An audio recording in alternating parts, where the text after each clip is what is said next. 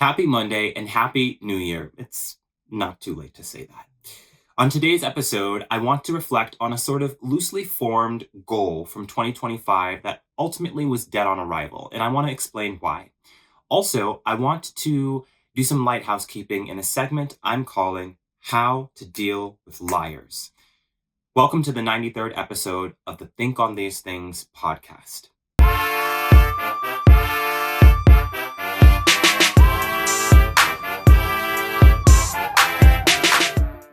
All right, so before we get started, I want to dive into the affirmation of the day. So, as usual, if you have the Book of Positive Affirmations, you can go ahead and open it up. We're going to be going to the third chapter and to the ninth day today. And the affirmation for today reads as follows. I'm going to read it one time, and I want you to take some time to do your own reflection. We've done 93 episodes.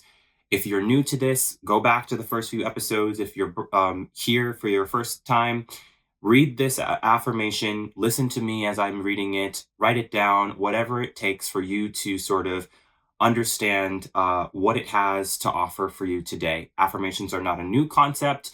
They're not a fluff concept. Unless you're using ones that are full of fluff, then it's not really an affirmation. You can't affirm something that's not real, right? So we're going to do the affirmation, and I want you to take your own time to reflect on it.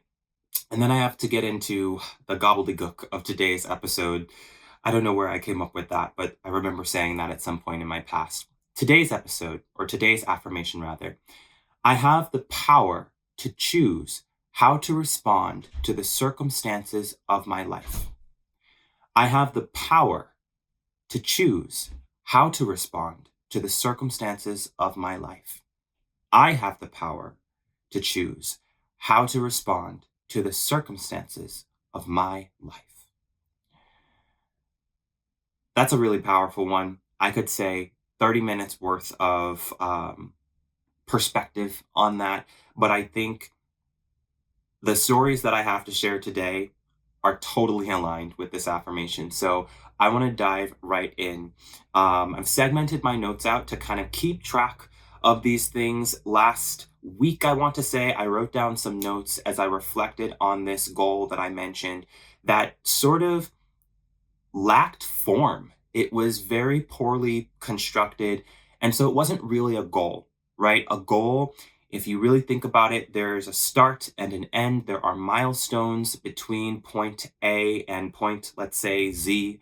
So there are ways for you to measure your progress toward that goal along the way.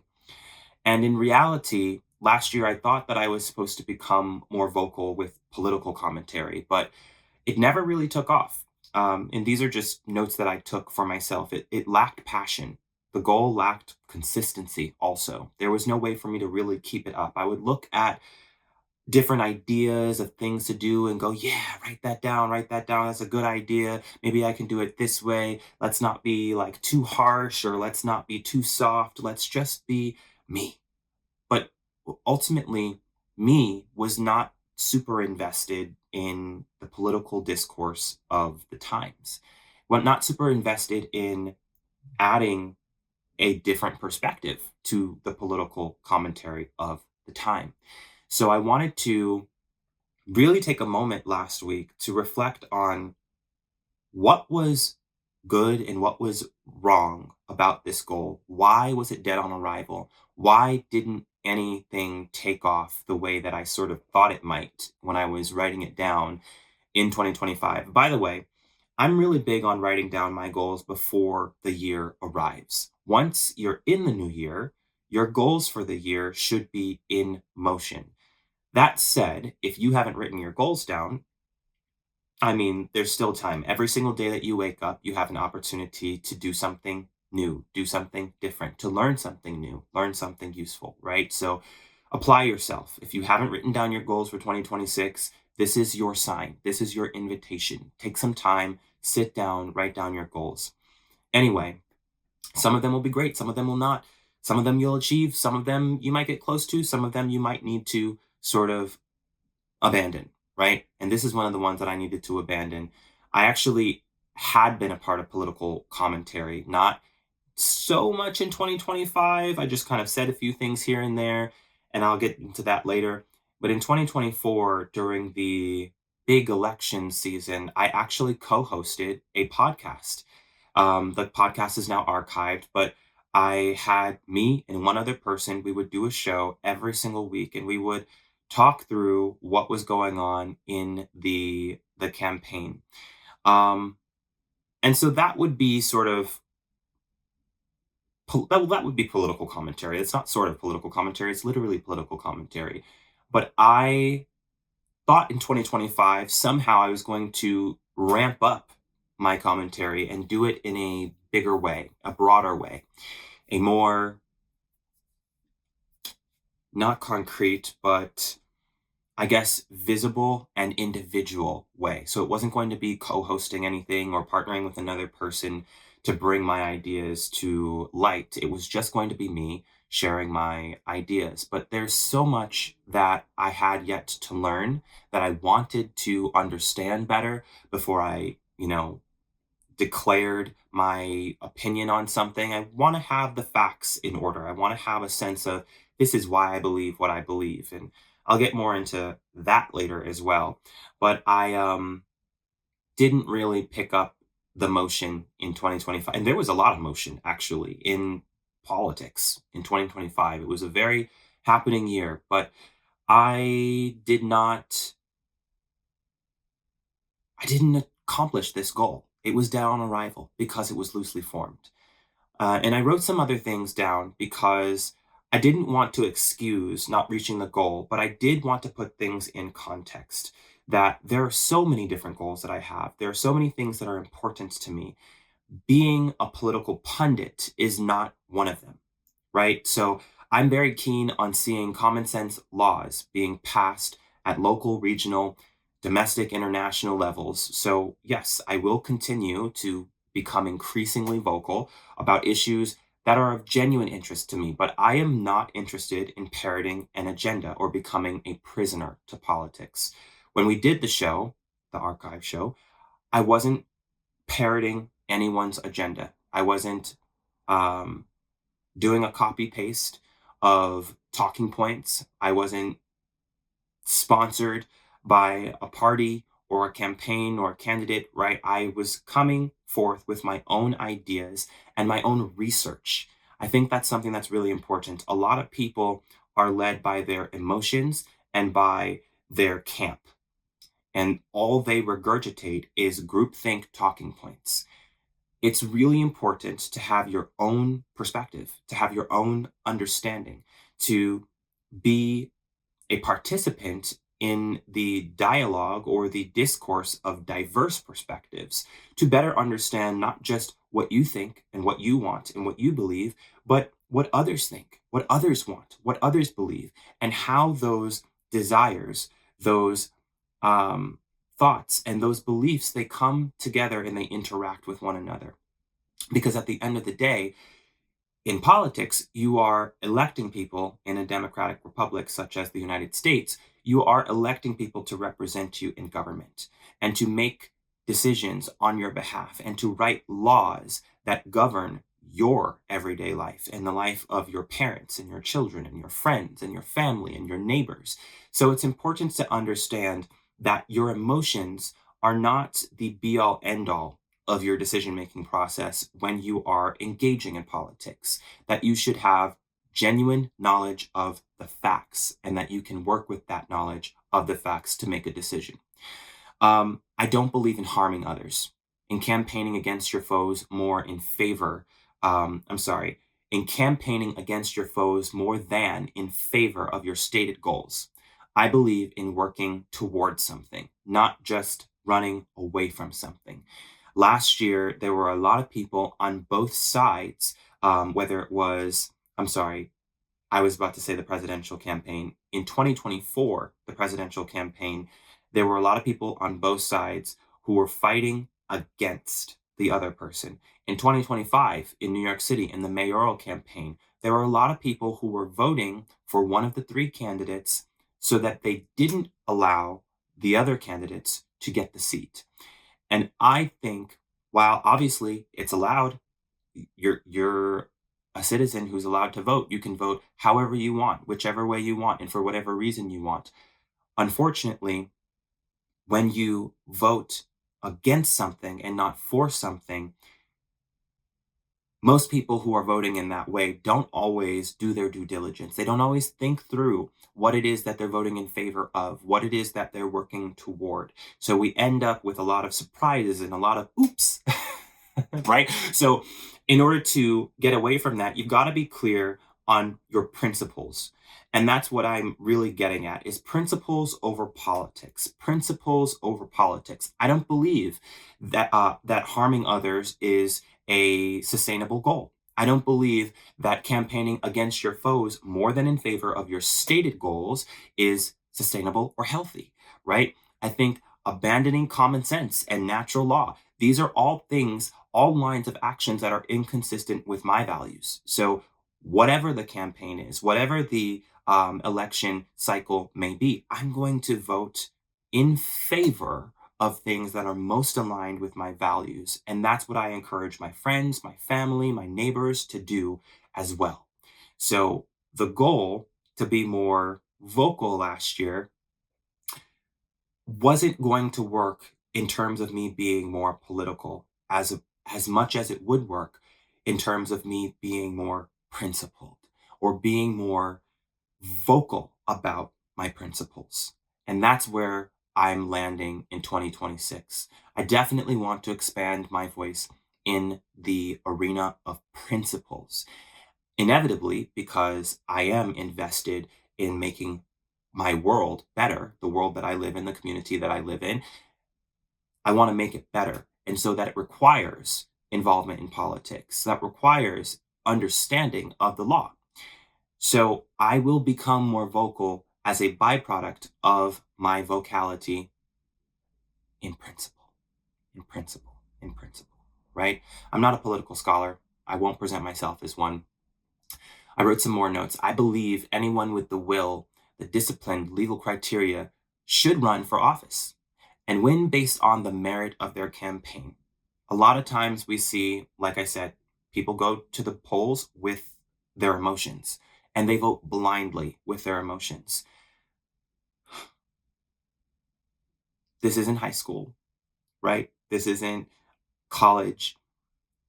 Everything doesn't need to be a popularity contest, although generally you want to like the person that you're supporting, right?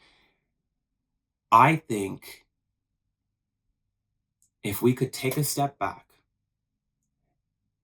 and analyze the platform, the purpose, the promise of the campaign, then we can make a more informed decision. What are the principles that are leading this campaign, that are guiding this person to make the decisions that they're making while they're running for office? And how might that look if they win the seat? Is that something I want to support? How is it going to impact my day to day, my family, my friends, my neighbors? What is it going to do in my community? What is that going to look like? I believe that the merit of the campaign is what should put a person in the seat or keep a person from the seat. I believe better ideas should win because that is consistent with the laws of nature. I also believe losers should learn from their mistakes. They should be provided an opportunity to learn from their mistakes. They're going to be mocked, right? They're going to be scorned. I'm not an advocate of the gospel of shame, and there's no such thing as the gospel of shame. That's oxymoronic. There's no good news in shaming another person. So I'm not going to support it. I do not want to be a proponent of it. I want to call out things that are good and right. I want to call out things that are bad and wrong. I want to clearly define ideas that are superior and clearly define ideas that are inferior. What does that mean?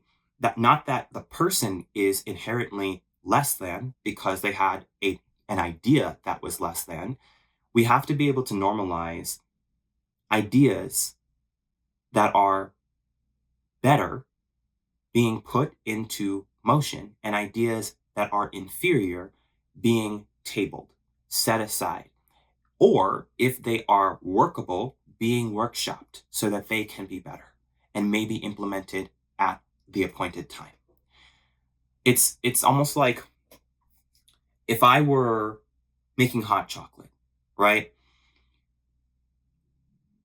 The packet gives me instructions to put it into the microwave, the water, for a range of time. Let's say a minute 30 seconds to 2 minutes 30 seconds. I don't have a packet in front of me, so we're just going to use my loose memory. I put it in for 2 minutes and it's perfect. I put it in for 2 minutes and it's perfect, right? But if I put it in for a minute and a half, which I've done in the past, I take it out and I find out that it's too lukewarm. It's too cold. I don't want to drink that.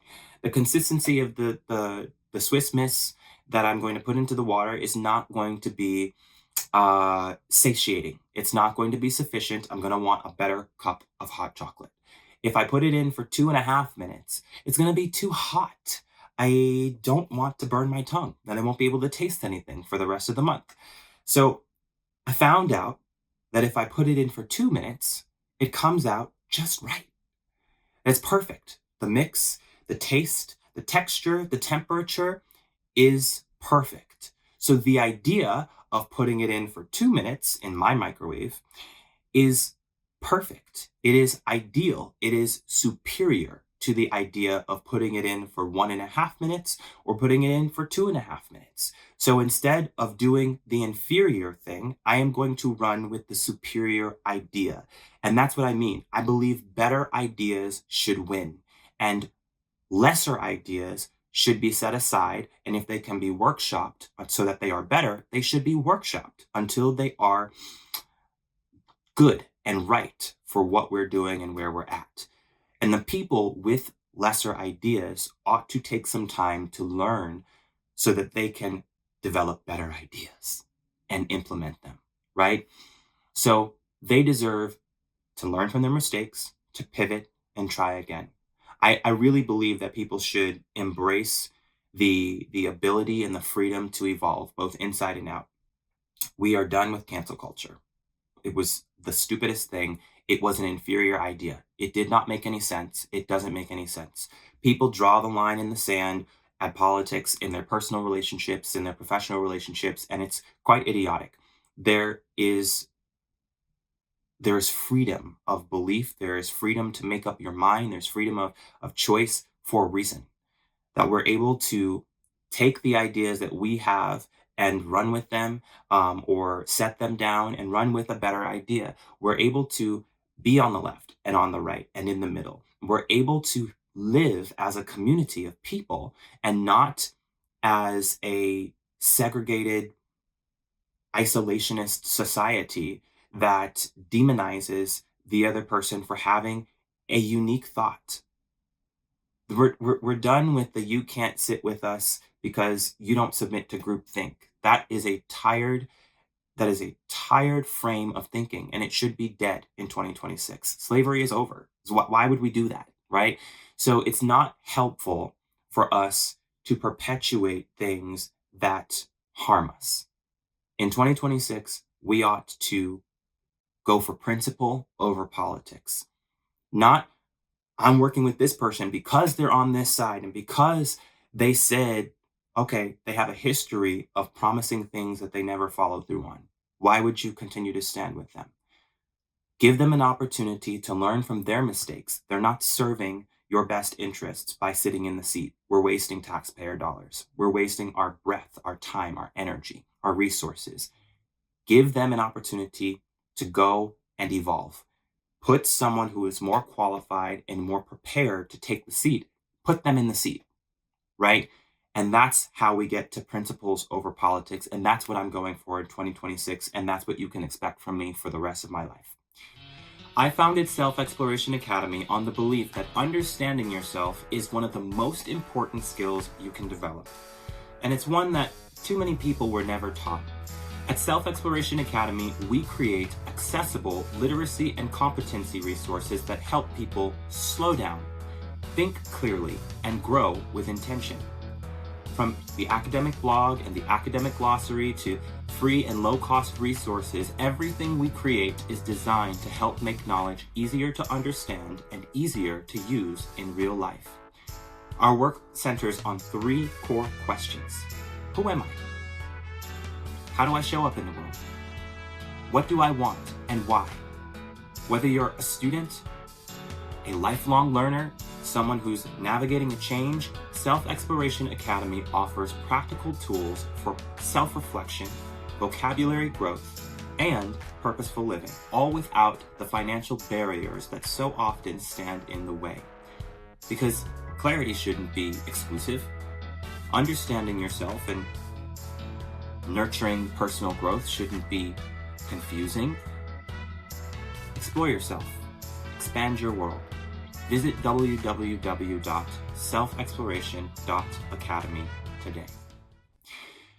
Life is not a popularity contest. It's a series of lessons learned. It's an exercise in rhythm and dance. It's important for us to understand that seasons change. People should be allowed to change their minds as well. If someone was more liberal in the past and they're more conservative now, they ought to be able to make that change without being vilified by everyone they know, on the left and the right. There's this weird situation where a person switches sides and everyone on both sides bullies them into oblivion.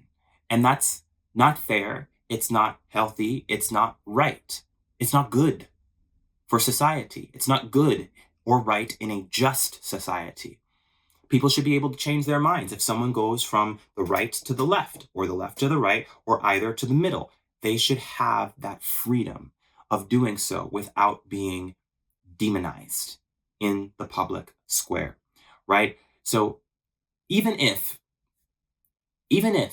their ideas are wacko jacko, if they're crazy and deluded, they should be allowed to move. You don't have to agree with them. You don't have to support their change in ideology. You can just acknowledge and respect that it's their right, and you can move forward. If you don't have anything nice to say, you could say nothing at all.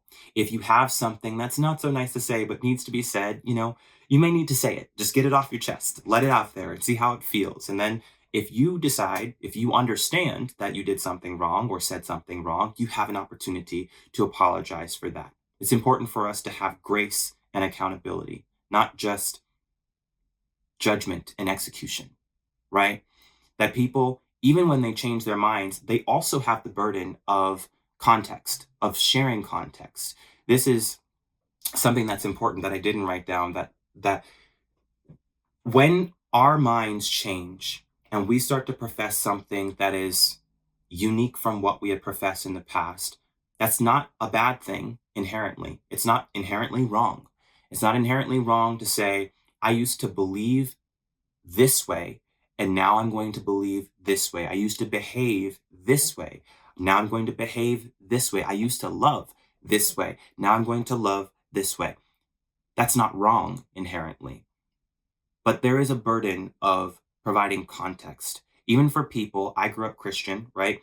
In the Bible, the Apostle Paul makes it very clear. He asserts that the burden of proof or reason, rather, is on the believer. If you say, but no one's born a Christian, right? No one's born a Christian. You have to choose Christianity. So once you choose Christ or Christianity, the burden of reason is on you. You're declaring that this new belief system or this belief system now is what you live by. It's a new thing in your life. The burden of reason is on you. Paul says that we should be defenders of the faith, that we should be prepared to explain why it is we believe what we believe. No matter what part of your journey you're on, if you decide to make that change, the burden of reason is on you. So in 2026, if you have goals that are inconsistent with the way you were living in 2025, you don't have to explain it to everybody, but you do need to know why you're making that change. Otherwise, it's going to be dead on arrival. And if you're just doing it for the approval of others is so fickle, right? You're going to open yourself up to a window of opportunity for experiences that you don't need to have. When you make a decision to evolve, the burden of reason is on you. And when I say burden, I don't mean that it has to be a bad thing. The responsibility of reason or reasoning is on you once you make that decision to evolve, right? So with that being said, I hope that I have explained clearly what that goal was, the why it was dead on arrival. Because I think as we enter a new year, we've all got a lot of goals. And the statistics show that goals, New Year's resolutions, they don't live very long. They live 2 to 3 weeks. By the third week, most people's goals are already dead and buried and forgotten. You are back to doom scrolling. You are back to binge eating. You are back to procrastinating like there's no reason to live. It's imperative that you understand your why, that you understand how you're going to measure the progress of your goals. For me, I know that in the last couple of weeks of the year, I was talking on the show in the last episode that hey, I am going to achieve some really important goals. One of the goals was to win a new contract, and by golly, I did it. But it didn't come without some challenges in the first week of the new year. And that's actually what brings me to my segment, how to handle liars in business and in life. And this is actually what caused me to name this episode Taking Care of Business. Um, you're not going to succeed in business if you are working with people who are working against you. You're not going to succeed in life if you're working with people who are working against you. You've got to be able to quickly identify bad actors, and you've got to be able to determine what you're going to do about them. You need to develop some resolve about how you handle those relationships and those conversations. Even in hard, sticky situations that you might find yourself in, you might find yourself with no money and no options or no plan B, and you're working with someone who just never pays you, who never picks up the phone. Um, I, there are so many different things that can go wrong in a business relationship with a standard employer or a contractor who is subcontracting you to carry out a project or a plan. In my situation, I am dealing with someone, a ne'er do weller. Let's call him Larry. We're going to call him Lion Larry because he'd be lying. So I want to recap a few things, and I'm not going to dwell on this for a long time. I just want to share this story because I felt it's been on my mind and on my heart. I feel like a lot of people go through this sort of thing. There are entrepreneurs, you may be watching this, or employees, you may be watching this, students, even children, or people in religious communities. You got to be careful about submitting yourself to someone or in a partnership or in a position of authority who is just lying to you constantly. And I'm going to tell you what you need to do to handle them in just a moment. But let's set up the scene here. I walked into this partnership with Larry, and he said a few things. There are so many things that he said, but I'm just going to list a few of them. First, he opens with, our close rate is 80%. We have an 80% close rate. Everyone you bring to us, bring them, we'll close 80% of them. Not only do I know that that's a lie, because the rule of thumb in sales is 1 in 3 closes, and most people don't have any more than 70% in terms of close rate. Even the best people, and I've worked with really great companies, and I've worked with really not so great companies. Even the best close around 70% most of the time. And it's such a tried and true system that they have. They have a really good system in place. People who do not have a good system in place do not have an 80% close rate. It's just not going to happen. So, this is a word of caution to anyone who is looking for a sales job, anyone who's looking for a contract in sales.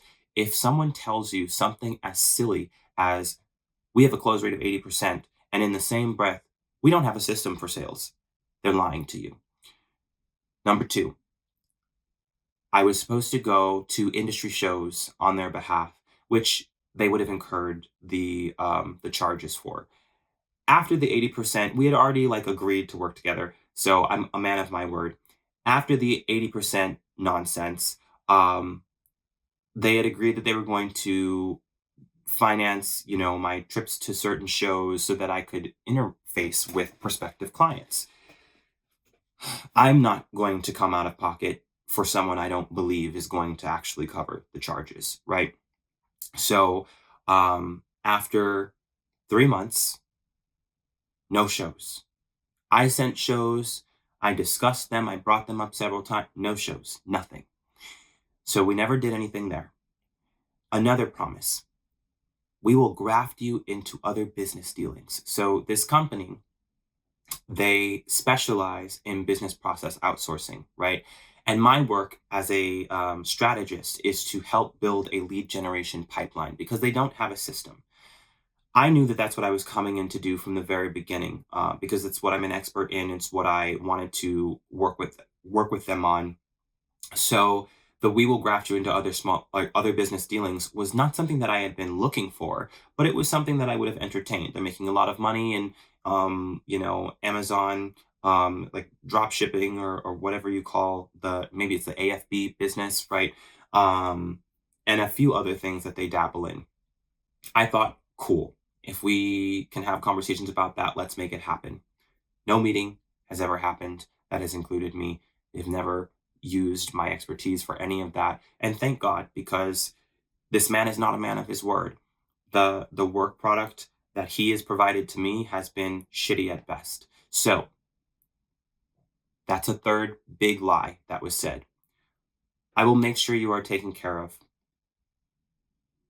Not only did we agree to an aggressive on ramp with a lower base so that we would have higher commissions,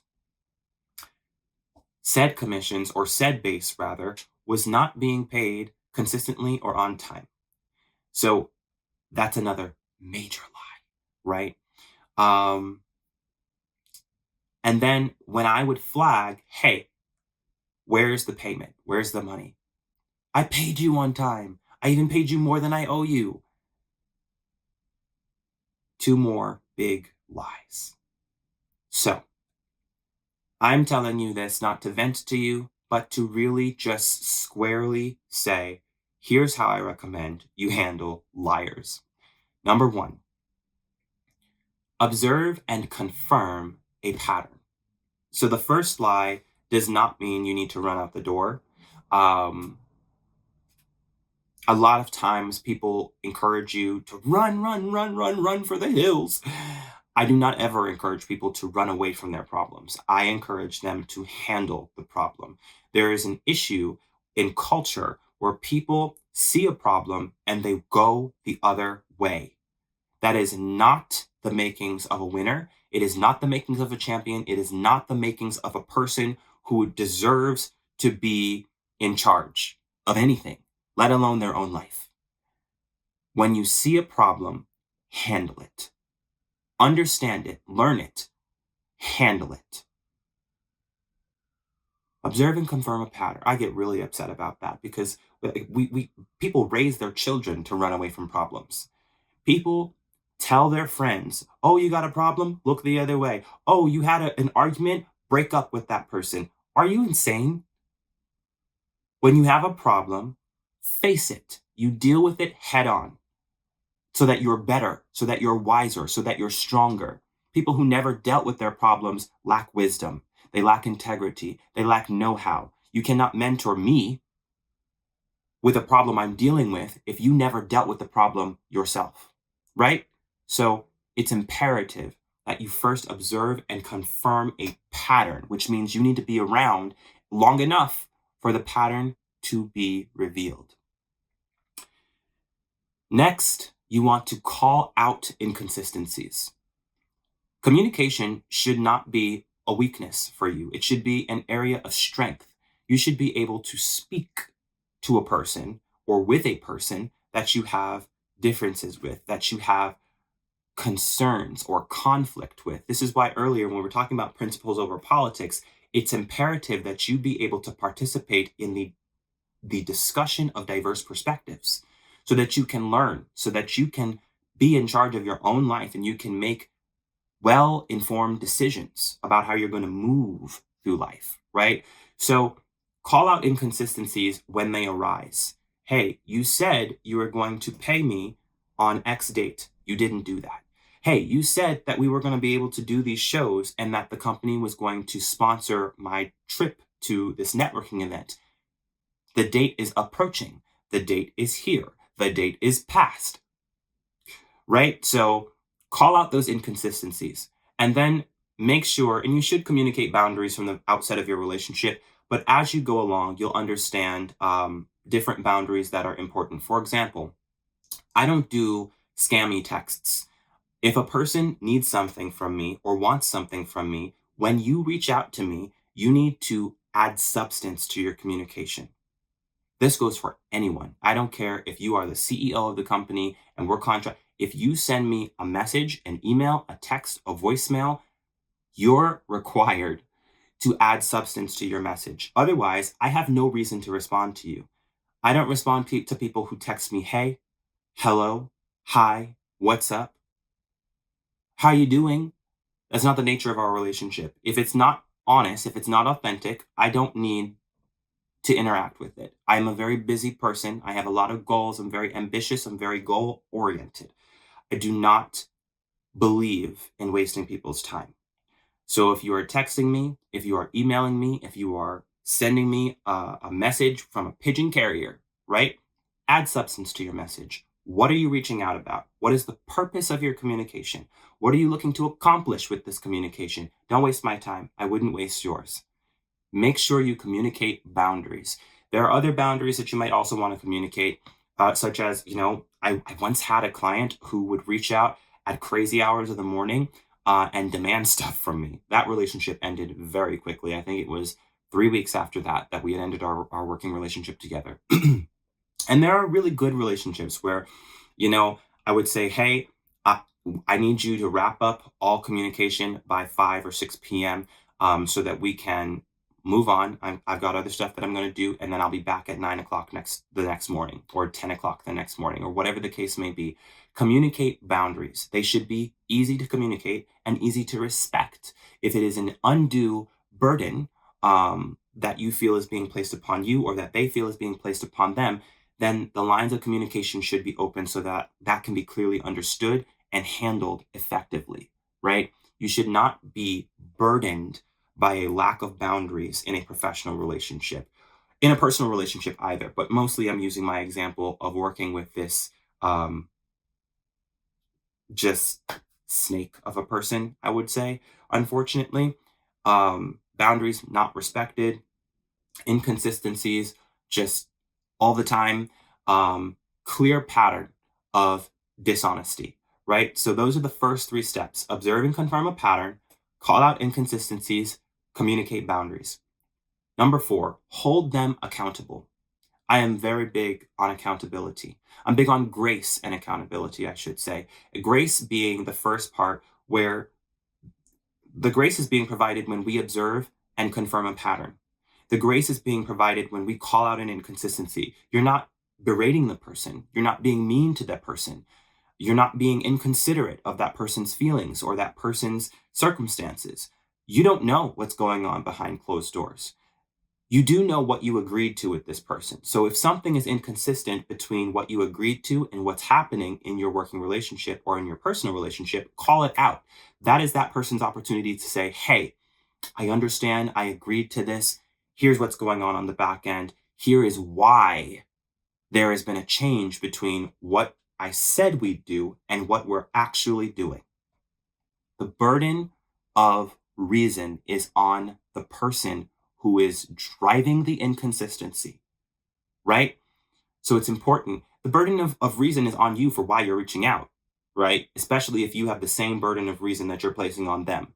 I'm saying you need to tell me why you're texting me. Then when I'm texting you, I need to tell you why I'm texting you so that I'm not wasting your time. Respect is a two-way street. So the 4th step is to hold them accountable. Hey, you said that you're going to do this.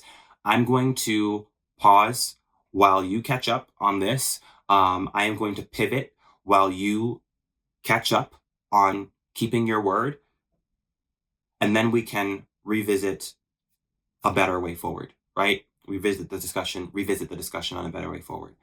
Um, that's number 4. Number 5, exit gracefully as needed.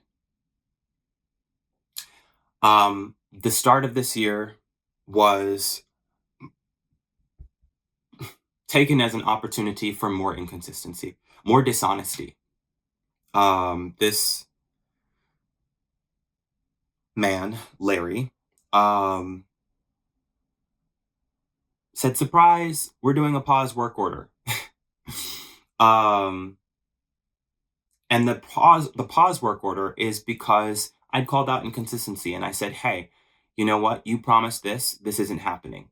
Um, but we hadn't discussed pausing work. So now there is work that's been done, and there is work that has not been paid for.